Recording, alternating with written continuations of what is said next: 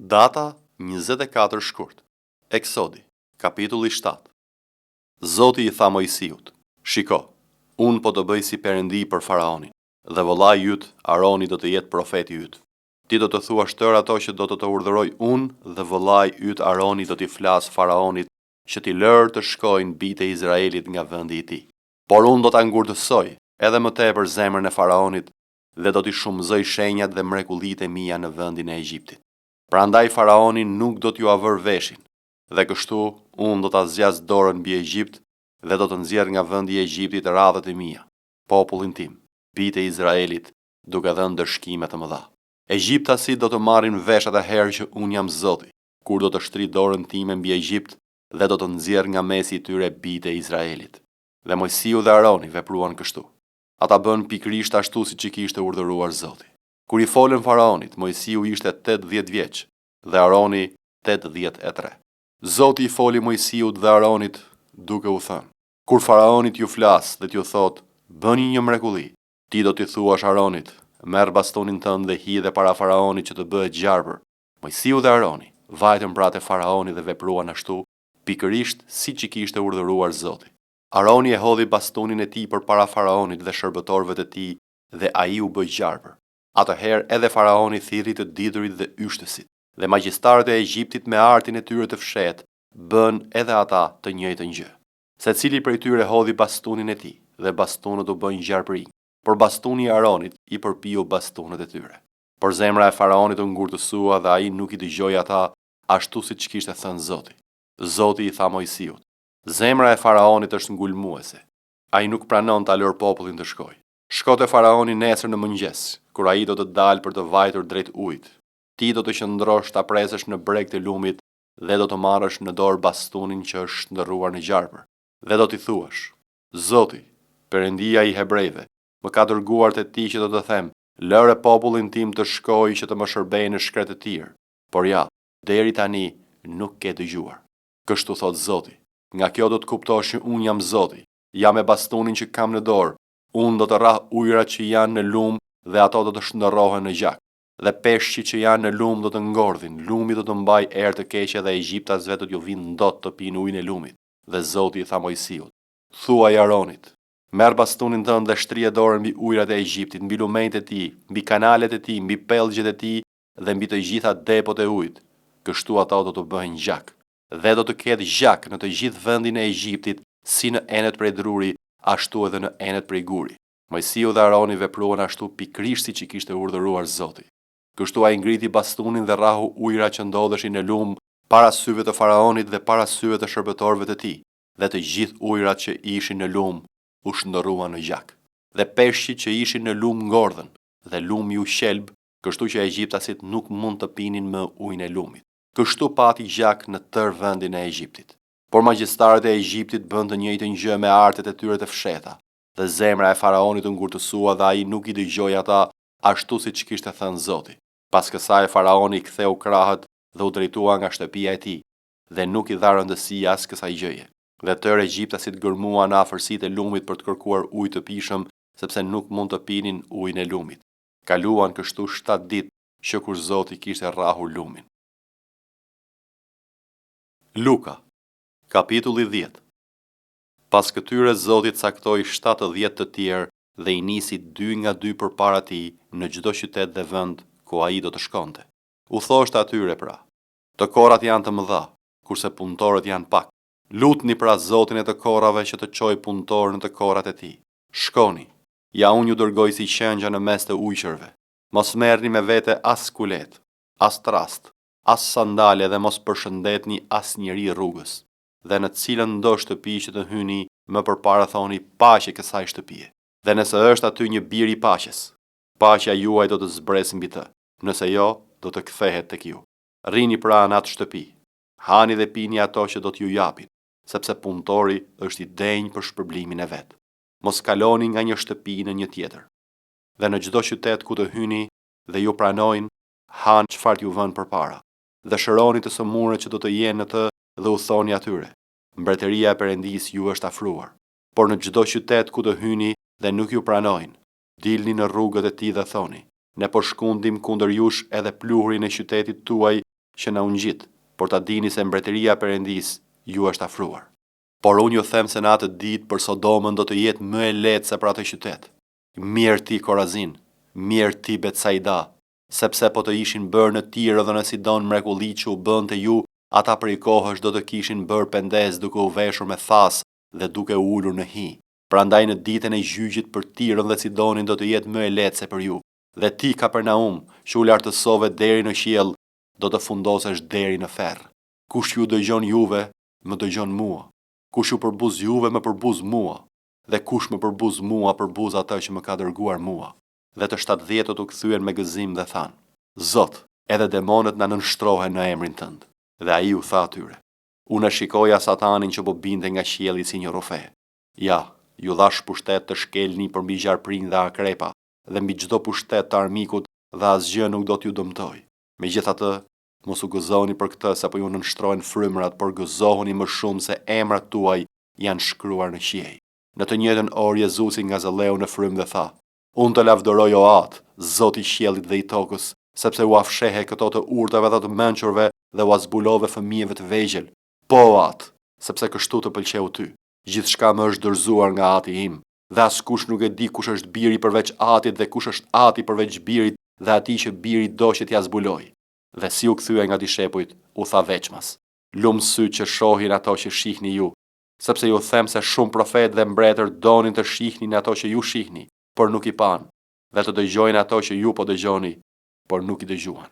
Atëherë, ja, një mësues i ligjit u ngrit që ta vinte në provë dhe i tha: Mësues, çfarë duhet të bëj që të trashëgoj jetë të përjetshme?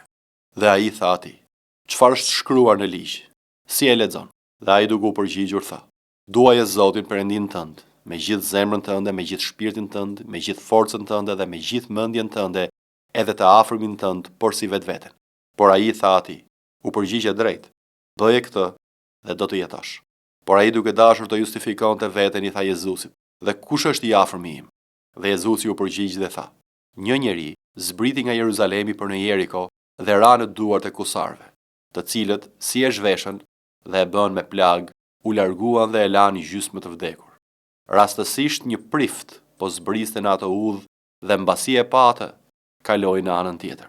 Po ashtu edhe një levit kur arriti në atë vend, erdhi dhe pa, dhe kaloi në anën tjetër.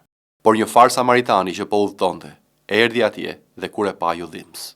Dhe erdhi pranë, ja lidhi plagët duke derdhur vaj dhe verë, pastaj e hipi mbi kafshën e vet, e çoi në një han dhe u kujdes për të.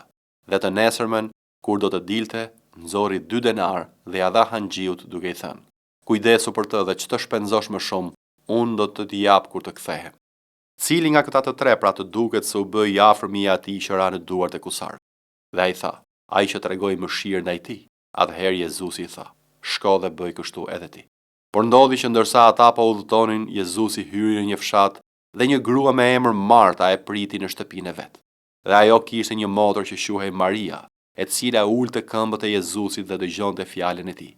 Por Marta ishte tepër e zënë nga shërbimet e shumta dhe mbasi u afrua tha: Zot, a nuk do të dish që ime motër më la vetëm të shërbej? I thuaj pra të më ndihmoj. Por Jezusi duke u përgjigjur i tha: Mart, Mart, ti po shqetësohesh dhe mundohesh për shumë gjëra, por një gjë është e nevojshme, dhe Maria zgjodhi pjesën e mirë, që asaj nuk do t'i hiqet. Jobi, kapitulli 24. Pse valli plot fuqishmi nuk i rezervon vetes kohra dhe ata që e njohin nuk shohin ditët e tij? Disa zhvendosin kufit, marrin me forcë kopet dhe i çojnë në kullot. U marrin gomarin jetimve dhe marrin peng, kaun e gruas së ve. I shtyjnë jashtë rrugën e nevojtarët, kështu tërë të varfrit e vendit janë të detyruar të fshihen. Ja ku janë, si gomerë të egjër në shkretë e tirë dalin në punën e tyre herët në mëngjes për të kërkuar ushqim. Shkretë e tira jep ushqim për ta dhe për bitë e tyre. Mbledhin forazhin e tyre në fusha dhe mbledhin vilet e pa vjela në vreshtin e të pabesit. E kalojnë natën lakuriq, pa rroba dhe nuk kanë mesa të ngrohen nga të ftohtit. Të lagur nga rrebeshet që vijnë nga malet për mungesë strehe shtrëngohen pas shkëmbive. Të tjerë rrëmbejnë nga gjiri jetimin dhe marrin pengje nga të varfrit. E detyrojnë të varfrin të shkojë pa rroba dhe u marrin duajt të uriturve. Bëjnë vaj midis mureve të pabezve, e shtrydhin rrushin në trokull por kanë etje. Vajtimi i atyre që po vdesin ngrihet nga qyteti, Shpirti të plagosurve kërkon ndihmë, por Perëndia nuk i vën mend se keqes që u ka bërë. Të tjerë janë armiq të dritës, nuk njohin rrugët e saj dhe nuk qëndrojnë në shtigjet e saj. Vrasësi ngrihet në të gdhirë për të vrarë të varfrin dhe nevojtarin. Natën përkundrazi sillet si vjedhsi. Syri i shkelësit të kurorës pret muzgun duke menduar, askush nuk do të më shoh, dhe vë një vel mbi fytyrën e tij. Natën depërtojnë nëpër shtëpitë, ditën rrinë mbyllur, nuk e njohin dritën. Mëngjesi është për ta si hija e vdekjes, sepse ata i njohin mirë tmerret e hijes së vdekjes. Kalojnë shpejt mbi sipërfaqen e ujrave, pjesa e tyre është e mallkuar mbi tokë, dhe askush nuk do të hynte në mënë vreshtat e tyre. Ashtu si thatësia dhe vapa tretin ujrat e dëborës, kështu bën dhe Sheoli me atë që ka mëkatuar. Gjiri i nënës e harron, krimbat e han duke e shijuar, atë nuk do ta kujtojnë më. Keqi do të pritet si një dru. Ai gëlltiste gruan shterp që nuk ka fëmijë dhe nuk i bënte asnjë të mirë gruas së vet, por Perëndia me forcën e tij tërheq tutjet të fuqishmit dhe në qoftë se shfaqen përsëri, asnjëri nuk mund të jetë i sigurt për jetën e tij. U jep siguri dhe ata i besojnë asaj. Megjithatë sytë e tij kundrojnë rrugët e tyre. Ngrihen për pak kohë, por pastaj nuk janë më. Rrëzohen dhe qohen tutje si gjithë të tjerët, priten si kokat e kallimve të grurit. Në qoftë se nuk është kështu, kush mund të më përgënjeshtrojë dhe të shfuqizojë vlerën e fjalëve të mia? 1 Korintasve, kapitulli 11. Jini imitues të mi, ashtu si unë jam i Krishtit. Dhe ju lavdëroj vëllezër që më kujtoni në të gjitha gjërat, dhe i mbani traditat ashtu si që ju a kam dhënë. Por dua që të dini se kreu i çdo burri është Krishti, dhe kreu i gruas është burri, dhe kreu i Krishtit është Perëndia. Çdo burr, kur lutet ose profetizon kokë mbuluar, turpëron kryet e tij. Edhe çdo grua që lutet ose profetizon kokë zbuluar, turpëron kryet e saj, sepse është njësoj si kur të ishte e rruar. Sepse në qoftë se gruaja nuk mbulohet, le të qethet, por në qoftë se për gruan është turp të qethet, ato rruhet, le të mbuloj kryet. Sepse burri nuk duhet të mbuloj kryet, sepse është shëmbëllimi dhe lavdia e Perëndisë, kurse gruaja është lavdia e burrit, sepse burri nuk është nga gruaja, por gruaja nga burri. Edhe sepse burri nuk u krijua për gruan, por gruaja për burrin. Prandaj gruaja për shkak të ëngjëve duhet të ketë një shenjë autoriteti mbi kryet. Por në Zotin as burri s'është pa gruan dhe as gruaja pa burrin. Sepse sikurse gruaja vjen nga burri, ashtu edhe burri vjen nëpërmjet gruas dhe gjithçka vjen nga Perëndia. Gjykoni ndër veten tuaj. A i ka hije gruas ti lutet Perëndisë pa u mbuluar? Po vetë natyra. A nuk ju mëson se në qoftë se një burr i mban flokët të gjatë, kjo është çnderim për të? Por në qoftë se gruaja i ka flokët të gjatë, kjo është lavdi për të, sepse flokët i janë dhënë asaj për mbulesë. Por në qoftë se ndokush mendon të kundërshtojë, ne s'kemi zakon të tillë as kishat e Perëndisë. Por duke porositur këtë, unë nuk ju lavdëroj, se ju mblidheni jo për mirë, po për më keq. Së pari sepse dëgjoj se kur mblidheni në kish ka midis jush përçarje dhe pjesërisht e besoj. Sepse duhet të ketë midis jush edhe grupime që të shfaqen në mes tuaj ata që janë të spërvuar. Kur mblidheni pra në një vend, kjo që bëni nuk është për të ngrënë darkën e Zotit, sepse në të ngrënët gjithë secili merr darkën e vet më përpara, dhe njëri ka uri dhe tjetri është i dehur. A nuk keni vallë shtëpi për të ngrënë e për të pirë? Apo përbuzni kishën e Perëndisë dhe turpëroni ata që s'kan asgjë? Çfarë t'ju them? T'ju lavdëroj për këtë? Nuk ju lavdëroj, sepse unë mora nga Zoti atë që ju transmetova edhe juve, se Zoti Jezus në atë natë që po tradhtohej mori bukë dhe si falenderoi e theu dhe tha: "Merrni, hani, ky është trupi im që thyhet për ju. Bëni këtë në përkujtimin tim." Gjithashtu pas darkës, mori dhe kupën duke thënë: "Kjo kupë është beslidhja e re në gjakun tim. Bëni këtë sa herë që të pini në përkujtimin tim, sepse sa herë të hani nga kjo bukë dhe të pini nga kjo kupë, ju shpallni vdekjen e Zotit derisa ai të vi. Prandaj ai që ha nga kjo bukë ose pi nga kjo kupë e Zotit pa denjësisht, do të jetë fajtori i trupit dhe i gjakut të Zotit. Por njeriu le të shqyrtojë vetveten dhe kështu të hajë nga buka e të pi nga kupa, sepse ai që ha dhe pi pa denjësisht, ha dhe pi një dënim për veten e tij, sepse nuk e dallon trupin e Zotit. Për këtë arsye ka në mes ju shumë të dobët e të sëmurë dhe mjaft kanë vdekur, sepse po të gjykonim veten tonë, nuk do të gjykoheshim, por kur gjykohemi, ndëshkohemi nga Zoti që të mos dënohemi bashkë me botën. Prandaj o vëllezërit e mi, kur mblidheni për të ngrënë, pritni njëri tjetrin. Dhe në qoftë se dikush ka uri, le të hajë në shtëpi, që të mos mblidheni për gjykim, dhe gjërat e tjera kur të vi, do t'i rregulloj.